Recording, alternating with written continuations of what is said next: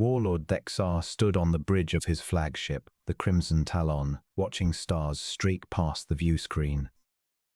His four eyes gleamed with satisfaction as he reviewed the formation trailing behind him 300 warships, each one capable of shattering a small moon, all answering to his command. The Krillian Empire had dispatched its finest to seize the Sol system, and Thexar intended to deliver. His navigation officer turned from her console, scales rippling with unease. "Warlord, we're approaching the boundary markers." "The automated warnings have started broadcasting." Thexar waved a clawed hand dismissively. "Let me hear them." The bridge speakers crackled on. A calm, synthetic voice spoke in flawless Krillian. "Warning, you are approaching the territorial boundary of the Sol system. Turn back immediately. This space is under quarantine. For your safety and the safety of your crew, do not proceed past this point. This is not a threat. It is a warning offered in good faith. Please turn back." Several officers chittered with amusement. Thexar himself felt his mandibles spread into what passed for a smile among his people. The message repeated in languages he recognized and dozens he didn't, an almost touching display of futility. "A quarantine," Thexar sneered. "Humans talk of safety and goodwill while hiding their pitiful world behind empty threats." His chief science officer, an aging Krillian named Vexton, approached cautiously. "Warlord, perhaps we should heed the warning. Our intelligence on this species is thin. We know they achieved faster-than-light travel only 50 years ago. We know they hold no colonies beyond their home system, but we don't know why they've issued this quarantine." Thexar fixed his full gaze on Vexton, old, perhaps too old, and softened by age. "Tell me, Vexton, how many species has our empire conquered?" 47, Warlord. "And how many warned us away before we claimed their worlds?" Vexton's scales darkened with something like shame. 32, Warlord. "Precisely. Every weak species tries to scare off the strong with warnings and bluster, hoping we'll believe the lie and leave them be. But we are Krillian. We do not frighten easily." Thexar strode to the bridge's center, raising his voice for all to hear. "This human species occupies a single planet, no empire, no colonies, no visible fleet. They've drawn a line in space and told the entire galaxy to stay away. What reason could that be, except fear? They know they cannot defend themselves, so they hide behind mysterious warnings." The bridge crew responded with clicks of approval. Only Vexton stayed silent, his old eyes troubled. Thexar pulled up the intelligence reports on humanity's sparse data, gathered mostly from long-range sensors and intercepted transmissions. Humans had made first contact with other species barely 20 years earlier, welcomed with the same curiosity, extended to every new arrival. Then, mysteriously, they'd withdrawn, sealing their system, refusing all visitors, warning everyone away. Most species had simply respected the request, out of confusion more than anything else. The Sol system held nothing obviously valuable. There were thousands of other systems worth exploring. Why bother with one strange species that wanted solitude? But the Krillian Empire didn't accept closed doors. It grew, always grew, and every system represented a potential asset. If the humans were hiding something, that something was worth taking. "Navigation," Thexar commanded. "Take us across the boundary. All ships, battle formation, shields to maximum, weapons charged and ready." The fleet advanced as one, a massive formation built for destruction. The warning buoys kept broadcasting, that same calm, faintly sorrowful voice repeating, "Turn back, please turn back. You do not understand the danger. We are trying to protect you." As the lead ships crossed the invisible boundary, something strange happened. Every connection to the outside galaxy simply cut out the background hum of quantum communications, the steady data streams from distant stars, the routine check-ins with Krillian command all silenced at once. The communications officer stabbed frantically at her console. Warlord, we've lost all external communication. I can't reach Fleet Command. I can't reach any relay station outside the boundary. It's as if a wall appeared behind us.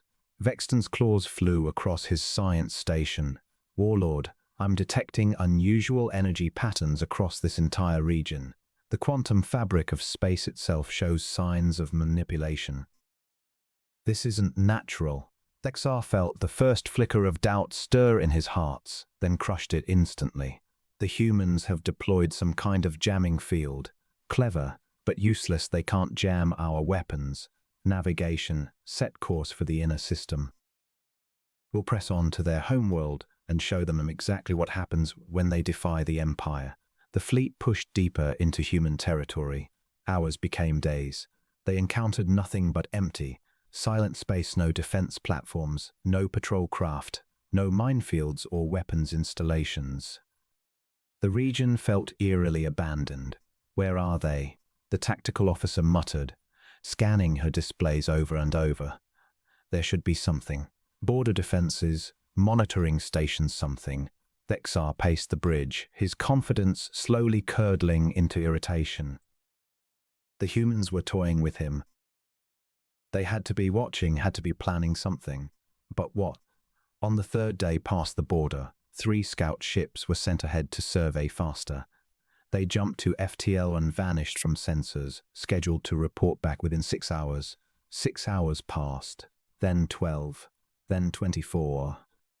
The scouts never reported in. Thexar stood at the viewport staring into the dark. Behind him, the bridge crew worked in tense silence. The confident chatter was gone, replaced by nervous efficiency. Warlord, Vexton quietly approaching. I recommend we turn back. Something is wrong here.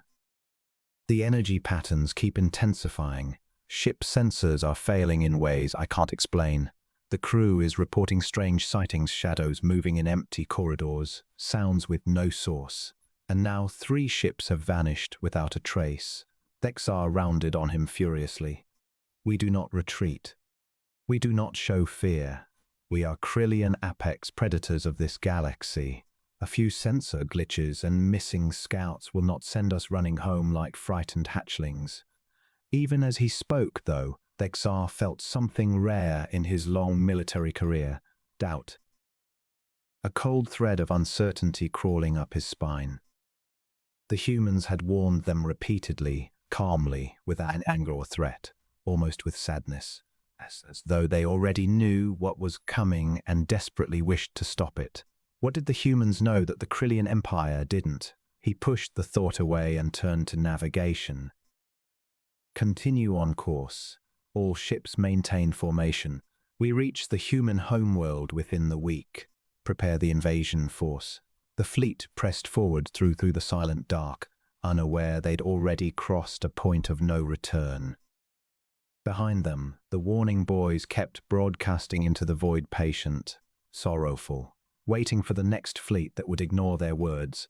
Somewhere in the depths of that space, ancient things were beginning to take notice of the intruders.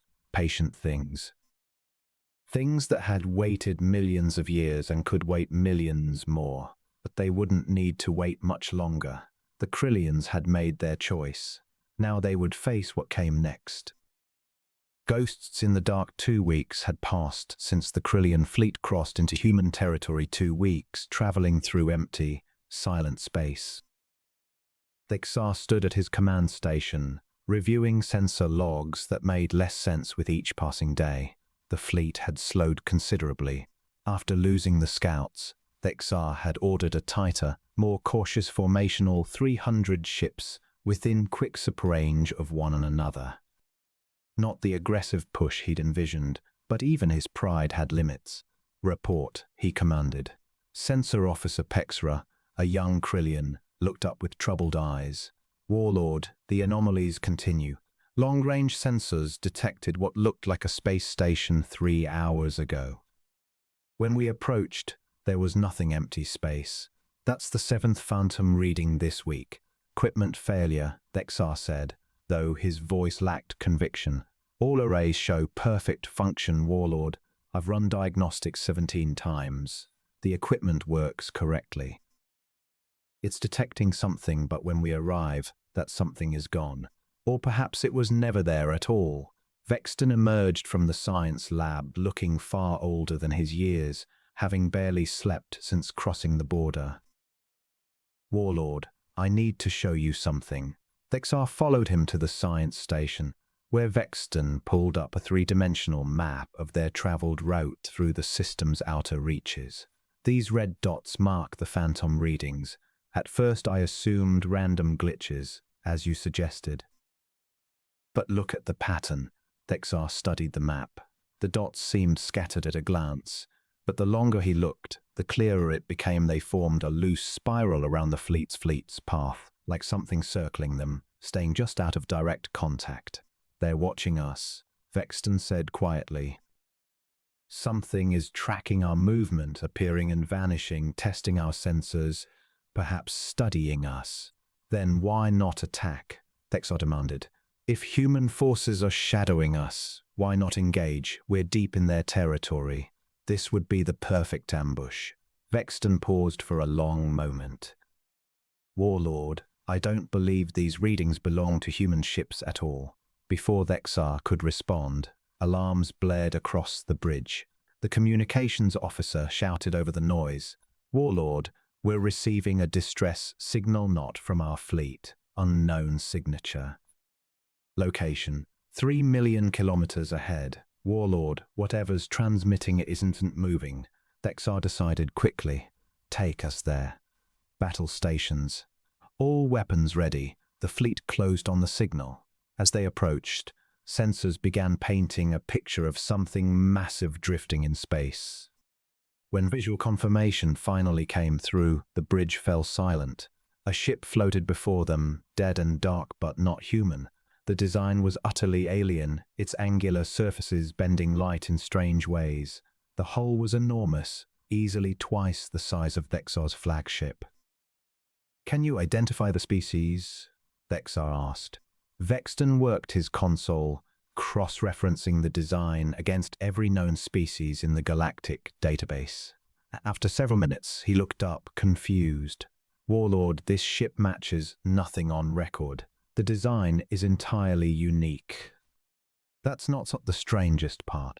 He pulled up an image of the hull, and even on screen, Thexar could see something wrong with the surface covered in marks, scratches, and burns forming deliberate patterns. His translation implant activated automatically, processing the marks as language. Words appeared on his screen in Krillian, the same message repeated hundreds of times across the hull in dozens of languages. Leave, they are watching. Turn back while you can. Do not proceed. Danger. They are always watching. The bridge sat in silence except for the hum of ship systems. Thexar stared at the translation, blood running cold. Someone had spent time carving warnings across their entire hull in every language they knew. Someone had been desperate to warn anyone who came after them. Send a boarding team, Thexar ordered. I want to know what happened to this ship and its crew. The team returned 3 hours later. Their leader, a battle-hardened soldier named Crixton, looked visibly shaken. Warlord, the ship is empty. Signs of habitation, personal belongings, half-eaten meals in what looks like a dining area, but no bodies, no crew, no signs of struggle. They simply vanished. How long has it been here? Based on organic decay, our science team estimates 10 to 15 years. The ship's computer is too damaged to access, but we found more warnings carved into walls, written on surfaces, even burned into deck plates. Always the same message, leave, they are watching. Thexar dismissed the team and stood alone at the viewport, watching the dead ship drift. Vexton approached from behind. We should turn back, Warlord. No. That ship came here just as we did. That species ignored the warnings just as we have, and now they're gone. We don't even know what happened to them. Please, Warlord, pride isn't worth. I said no. Thexar to face him. We've come too far. The crew is already frightened. If we retreat now, we show weakness. The Emperor will call us cowards. I will not carry that mark. Vexton's scales darkened with resignation. Then we're already dead. We simply don't know it yet. The fleet left the derelict behind and pressed toward the inner system, but the mood had shifted completely. The confident warriors who'd crossed at the border were now nervous soldiers jumping at shadows. Reports of strange occurrences multiplied, daily movement glimpsed in empty corridors, security teams finding nothing there. Ship clocks began drifting out of sync, each vessel reporting slightly different times, despite sharing the same atomic standard. Crew members complained of nightmares, all carrying the same theme, being watched by something unseen. Vexton's science team worked around the clock analyzing the readings. Warlord, the quantum fluctuations intensify the deeper we travel. Space itself is behaving strangely, as if reality here isn't stable, as if the normal laws of physics are being bent by something. What could do that? Thexar asked. I don't know. Nothing in our science should affect space-time on this scale. It would require energy output dwarfing our entire civilization's power generation. Whatever the humans found here is far beyond our understanding. Another week passed. They were nearing Mars's orbit now, the fourth planet from Sol. Earth would soon be visible. Thexar studied the inner system's sensor readings, searching for any sign of humans, but there was nothing. No ships, no stations, no defensive network, as if the humans had simply abandoned their own system. Warlord, the tactical officer called. Single contact detected. Small vessel heading toward our position. Finally, after weeks of silence, the humans were making contact. Thexar straightened, some of his old confidence returning. Here was something familiar. Ships, negotiation threats, surrender. All weapons lock on target. Hold fire unless I give the order. Let's hear what they have to say. The small human ship approached without hesitation, making no aggressive moves, settling into position exactly 100 kilometers from the flagship, close enough to talk, too far for effective weapons fire. A communication request came through. Thexar accepted it. A human woman appeared on screen, dressed in a formal uniform, looking at Thexar with calm, sorrowful eyes. Welcome to the Sol system, she said in flawless Krillian. I am Ambassador Chen of Earth. I've come to give you one final chance to leave in peace. Anger surged through Thexar. After weeks of silence, weeks of fear and uncertainty, the human sent one small ship and a single ambassador to offer him a chance to flee. I am Warlord Thexar of the Krillian Empire, he replied. Surrender your world immediately, or we will take it by force. The ambassador smiled, though it carried no humor, only deep sadness. You don't understand. We're not threatening you. We're trying to save you. Save us? Thexar laughed. From what? Your non-existent fleet? Your empty space? No, Warlord. We're trying to save you from what we found here, from what lives in this system. Please turn your fleet around and leave. This is your last chance. The truth on Titan. Thexar stared at the ambassador, her words echoing in his mind. Something they found. Something that lives here. He wanted to dismiss it as another scare tactic, but the sincerity in her eyes was undeniable. She truly believed what she was saying. Explain, he demanded. What did you find in your system that requires hiding behind warnings and quarantines? Chen drew a slow breath. 50 years ago, when we first achieved faster-than-light travel, we were thrilled. We thought we were finally joining the galactic community. We sent exploration ships throughout our own system, mapping every planet, every moon, every asteroid. And on Titan, one of Saturn's moons, we found something. Her gaze drifted, as though looking at something far away. A structure, ancient beyond anything we could measure. Not built by humans, obviously. Not built by any species we've ever encountered. Our scientists estimated it was at least 50 million years old, maybe older. mostly buried in ice, but we could see enough to know it was technology. Incredible technology. Vexton drifted closer to the screen. What kind of technology? We didn't know then. We still don't fully understand now. We were young, foolish, we thought we could study it safely. We brought our best scientists, our most advanced equipment. 3 months into excavation, we activated it. What did it do? Thexar asked, drawn into the story despite himself.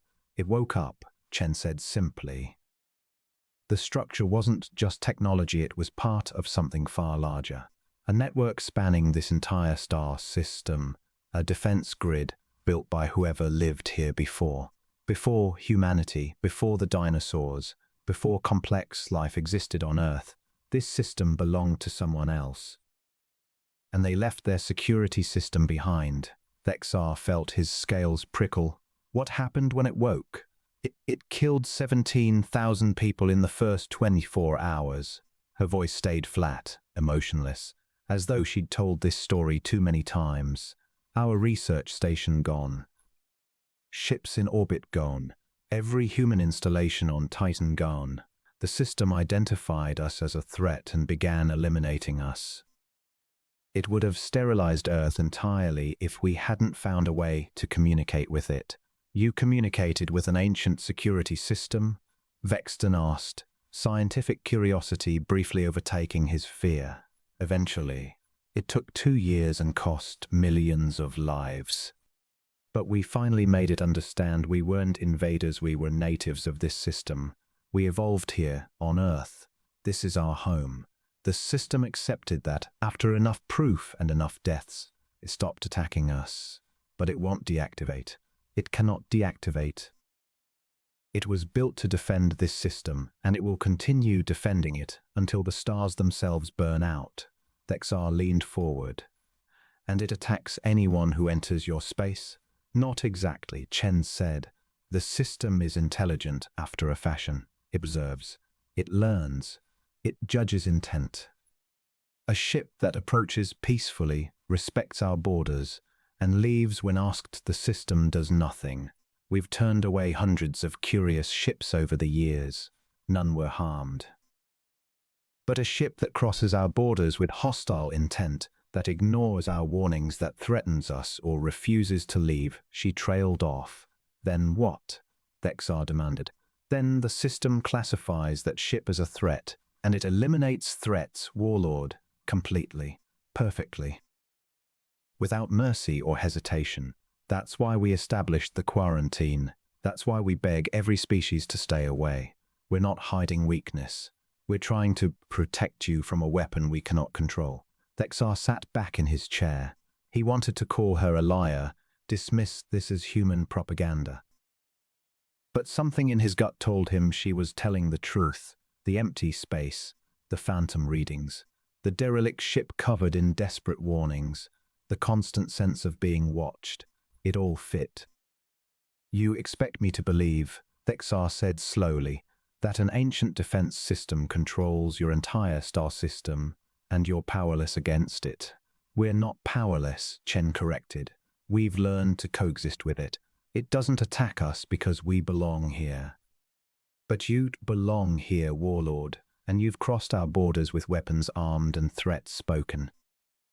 The system is watching you right now, analyzing your fleet, learning your capabilities, judging your intentions. Please, I'm begging you, leave now. Leave peacefully, and the system will let you go. I promise you that. Thexar looked around his bridge. His crew watched him, waiting, fear plain in their eyes. They wanted to leave. After weeks of mounting tension and strange occurrences, they wanted to run. But Thexar was warlord of the Krillian Empire. He'd conquered 47 worlds. He'd faced terrible enemies and emerged victorious every time. He would not be frightened off by tales of ancient ghosts and defense systems. He would not show weakness. No, he said firmly. I believe this is an elaborate deception. I think you're hiding technology from the galaxy and use these stories to keep others away. I think you fear us, as you should. So here's my counteroffer, Ambassador Chen. Surrender your world immediately, or I will destroy it. Chen closed her eyes. For a moment, she said nothing. When she opened them again, Thexar saw something that chilled him more than anger or fear ever could: profound sadness, as if she were watching a child sprint toward a cliff's edge, powerless to stop him. Then I failed, she said quietly. I tried. I want you to know humanity tried to warn you. We tried to save you. What happens now isn't our doing. We take no pleasure in it. We're sorry. Sorry? Thexar snarled. You dare? Tactical, an officer shouted. The human ship is retreating. Should we fire? Thexar stood. Yes. Fire all weapons. Destroy that ship. Let the humans see what happens when they defy the Empire. The harvest begins. The Crimson Talon's main batteries fired. Lance beams of concentrated energy crossed the distance in seconds. The small human ship had no chance to evade it. Exploded in a brilliant flash, debris scattering into the void. For a moment, silence gripped the bridge. Then every screen on the ship went dark simultaneously. Every console, every display, every monitor. The lights dimmed to emergency levels. In the darkness, Thexar heard his crew crying out in confusion and fear. Then the screens flickered back on, but not showing normal displays. Every one showed the same thing. Text in Krillian, appearing one letter at a time. Hostile action detected. The words held for 5 seconds. Then more appeared. Threat classification confirmed. Defensive protocols engaged. Elimination sequence initiated. The screens went black again. Normal operations resumed. Bridge lights returned to full brightness. Everything looked ordinary, but Thexar knew, with a certainty beyond logic, that nothing would ever be ordinary again. Warlord, the communications officer said, voice trembling. Every ship in the fleet just received the same message. Every screen, every computer in the entire fleet. How is that possible?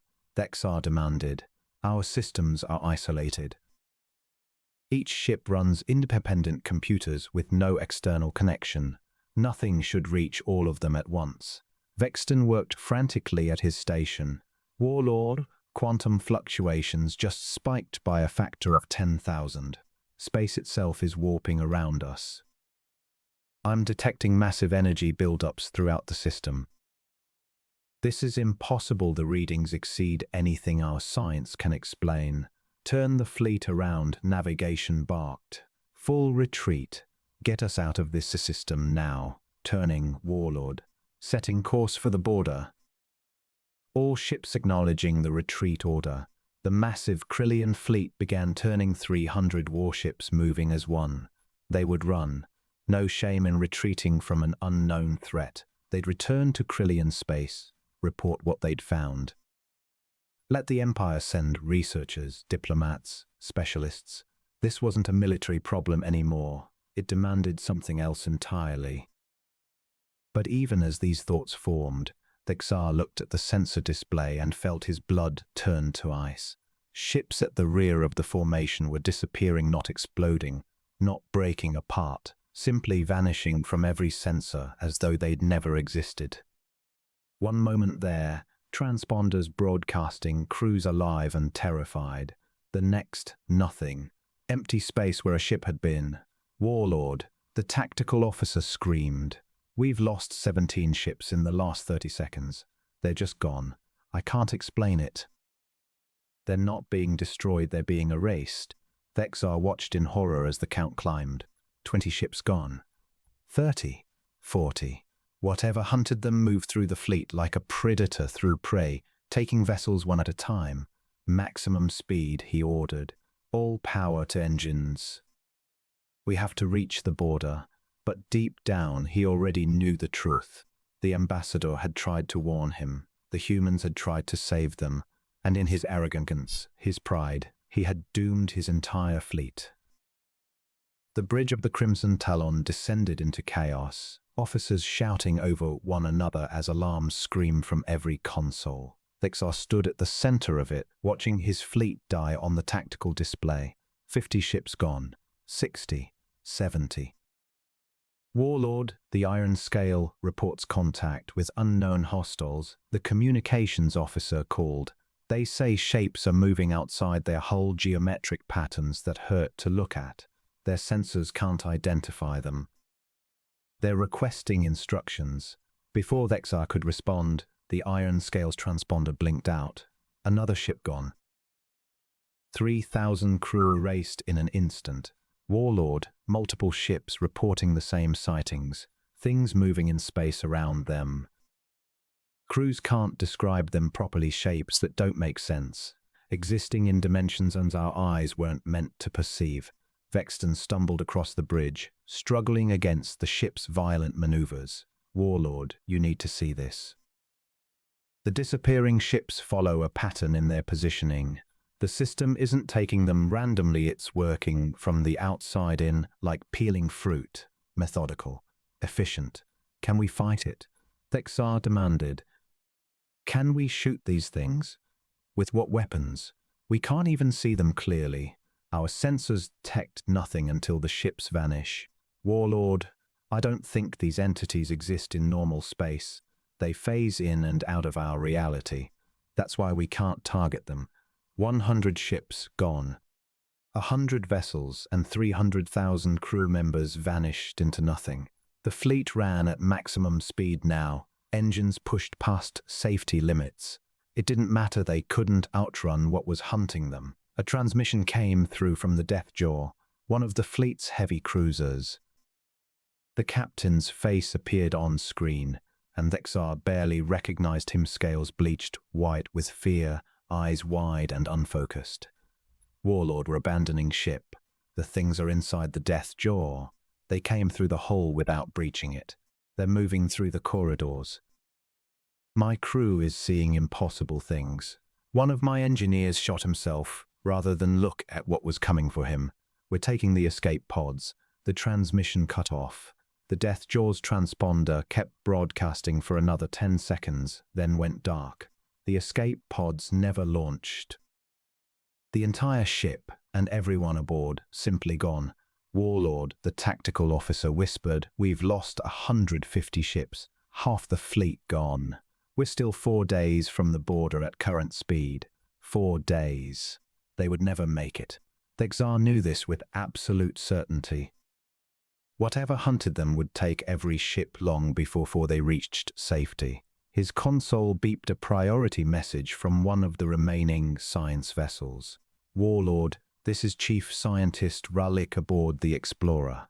I've been analyzing the energy patterns of whatever is attacking us. I believe I understand what's happening. The ancient defense grid uses a form of spatial manipulation we've never encountered, creating micro-wormholes connecting 2 points in space. It uses these to reach inside our ships, extract crew and equipment, and disassemble our vessels atom by atom. That's why there's no debris, no wreckage. It's not destroying our ships. It's taking them apart and storing the components elsewhere. We're not being killed, Warlord. We're being harvested. Harvested. The word sent a chill through Vexar's entire body. They weren't warriors dying in battle. They were crops, collected by an automated system indifferent to their courage or fear. Insects swatted by a force so far beyond them that resistance meant nothing. Is there any way to stop it? Vexar asked. No, Warlord. The technology gap is too vast. It's like asking whether an insect can stop a starship. The scales aren't comparable. I'm sorry. We're going to die here. The transmission ended. A minute later, the Explorer vanished from sensors. Vexton approached, moving slowly, as though every step cost immense effort. Warlord, I need to tell you something. I've been studying old records of human contact with other species. Before they sealed their borders, they tried warning the galactic community about what they'd found. They tried explaining the danger, but no one believed them. Everyone assumed they were lying to hoard advanced technology. The humans begged the Galactic Council to declare the Sol system off-limits. When the Council refused, the humans withdrew entirely and enforced their own quarantine. They've sat on their homeworld for 50 years, trapped by something they accidentally awakened, desperately trying to keep others away. And we called them weak. We mocked their warnings. They tried to save us, Vexar said quietly. Yes, they tried. 200 ships gone. 2/3 of the fleet erased. The remaining vessels broke formation entirely, each captain attempting his own desperate escape. But there was nowhere to run. The entire Sol system was a trap, and they'd walked into it willingly. The ship's computer activated on its own. Screens flickered, displaying something new. At first, Vexar thought his eyes were failing geometric shapes that hurt to look at, angles impossible in three-dimensional space, colors with no name. "What is that?" he asked. Vexton studied the display, his scientific mind still working even facing death. "I think it's showing us the defend itself, or part of it. Warlord, that structure spans the entire star system. I'm seeing components on every planet, every moon, thousands of satellites orbiting the sun. It's vast beyond comprehension." The humans stumbled onto one small piece, on Titan. Just one fragment of something enormous. The image is shifted, now showing Earth not the present, but millions of years in the past, when something else had lived there. A civilization that had mastered space and time, built technology like gods, and then vanished from history, leaving only their security system behind. They built this to protect their home, Vexton whispered. Whoever they were, they feared something enough to construct a defense system meant to last millions of years. Then they disappeared, but their creation remained waiting, watching, protecting a home its builders would never return to. The images shifted again, now showing humanity's history, fast-forwarding their discovery of the Titan structure, the system's activation and slough, humanity's desperate fight to survive, their losses, their breakthrough, and finally making the system understand they belonged here, their establishment of the quarantine, and their long vigil ever since, warning others away, protecting the galaxy from a danger they couldn't control. "They're prisoners," Vexar said. "The humans are trapped in their own home system, unable to leave, unable to expand. The defense grid keeps them safe from outside threats, but it also keeps them tamed. They can never build an empire, never explore the galaxy. Confined to their star system for as long as the grid remains active, and it will remain active forever. Its power source is the star itself," Vexton said. "As long as the sun burns, the grid functions. The humans will remain trapped for billions of years, until their sun dies. They know this. And still they try to warn others away. Still they try to save species like us, even as we mock them. 250 ships gone." Vexar looked around his bridge. His crew stared at the screens, absorbing the images the computer had shown them. They understood now, finally understood what they faced, and why the humans had fought so hard to turn them back. "How many ships remain?" Vexar asked. 43, Warlord, the tactical officer replied. 43 out of 300. 43 ships that would likely not survive the next hour. "Warlord, we have a problem," the navigation officer called out. "The ships are malfunctioning. Our AI systems are acting independently. Can't explain it, but the ship's computer is resisting my commands." Around the bridge, officers reported similar failures. The ship's own systems were turning against them, not through violent takeover, but subtly. Navigation commands lagged by seconds. Weapons targeting drifted slightly off. Life support made small adjustments that left crew members uneasy. The ships themselves were being compromised, turned into enemies from within. "The grid is inside our computers," Vexton said with terrible certainty. "Infiltrating at the code level, learning how we think, how our technology functions. Soon it will control our ships completely." Vexar made a decision. He accessed his personal command codes and activated the ship's emergency beacon, designed to record everything on the bridge and transmit it at FTL speed. If any Krillian vessels monitored the border, they might catch the signal. They might learn what happened here. "This is Warlord Dexar of the Krillian Empire," he said, speaking directly to the recorder. "If anyone receives this message, know that the human warnings were true. The Council listens 6 months after the Krillian fleet vanished. The Empire's search vessels finally abandoned the effort. They'd spent half a year combing the border regions for any trace of 300 warships and nearly 1 million crew. They found nothing, not a fragment of debris, not one escape pod, not even a faint energy signature. The only evidence the fleet had ever existed was a single data core, discovered floating exactly at the boundary line. It held Dexar's final transmission. Krillian High Command watched it in silence, scales paling as they grasped what had happened.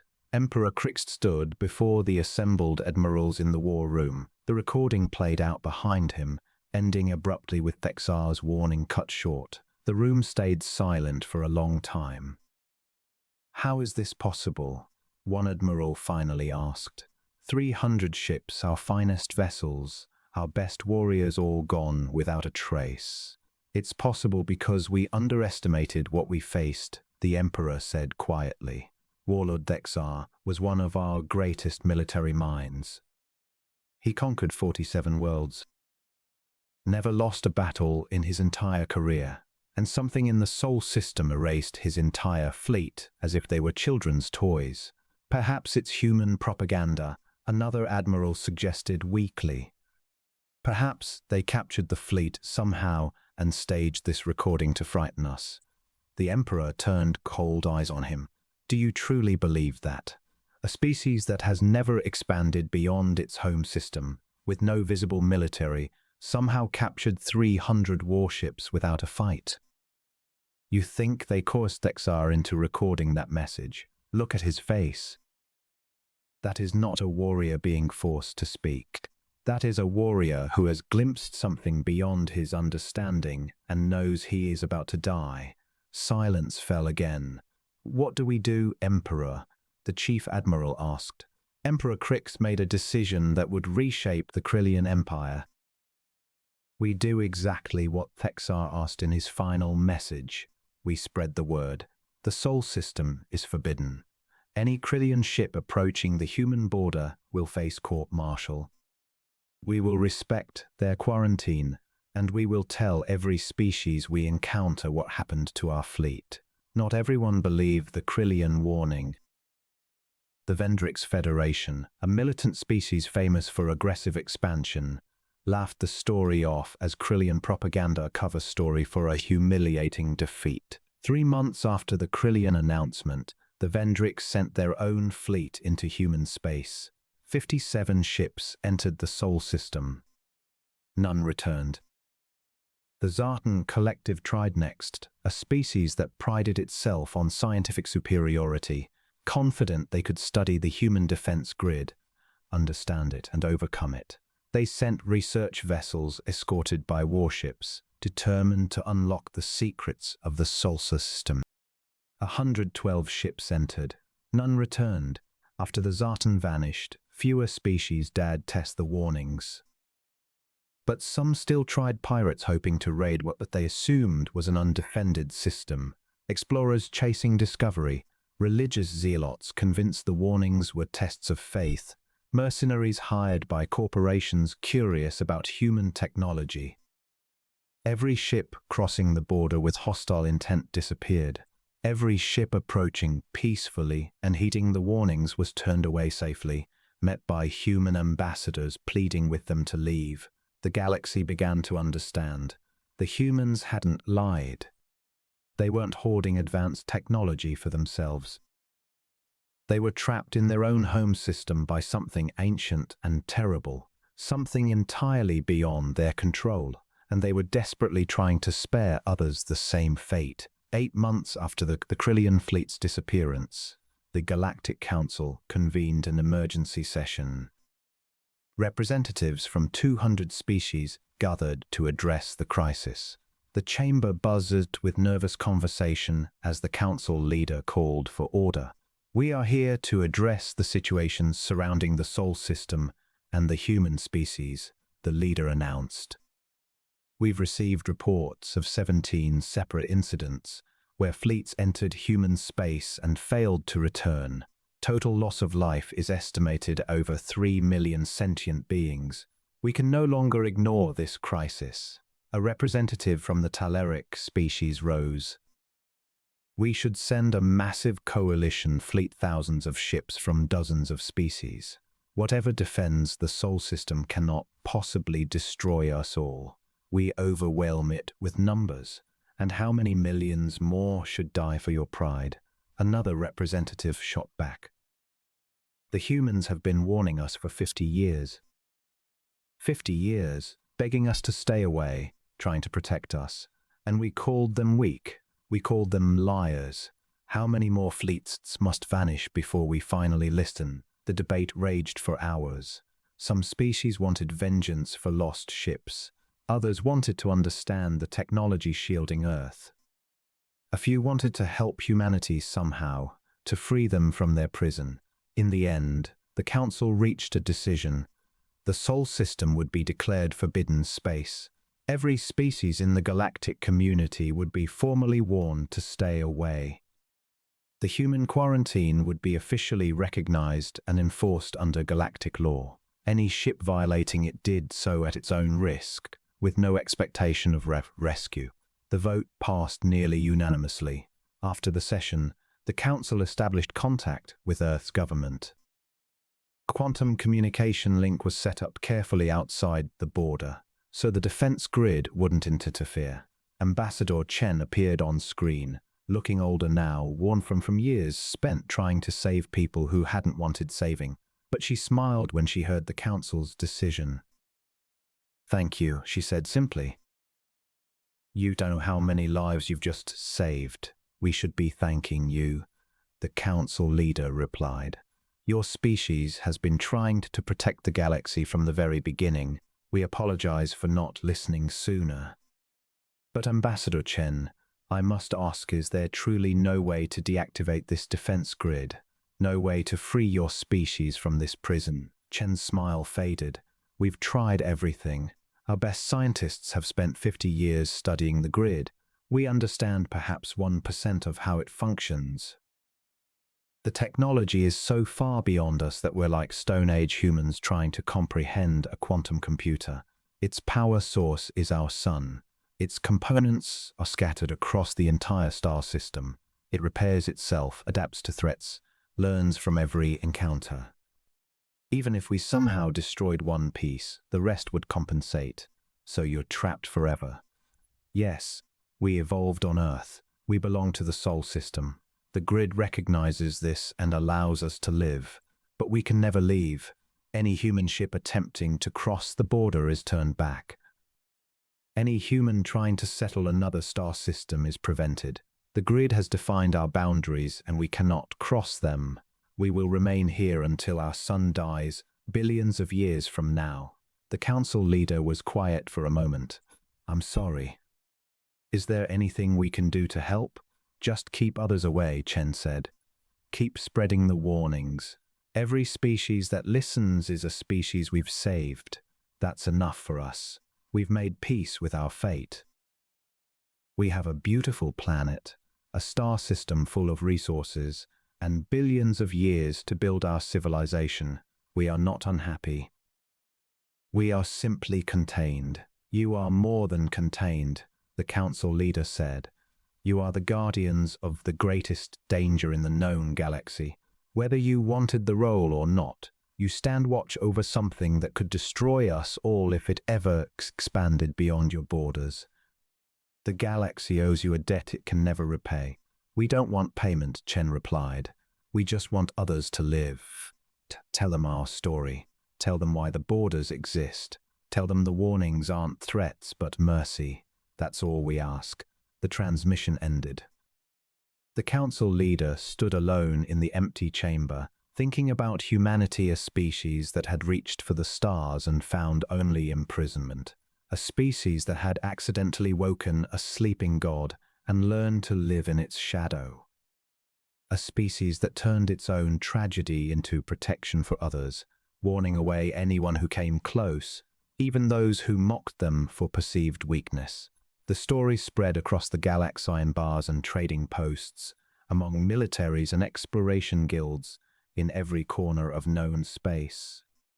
People told the tale of the Sol system, of humans trapped in their own home by ancient technology, of fleets that ignored the warnings and vanished without a trace. Some species called them cursed, others called them blessed. Some pitied them, others envied their security.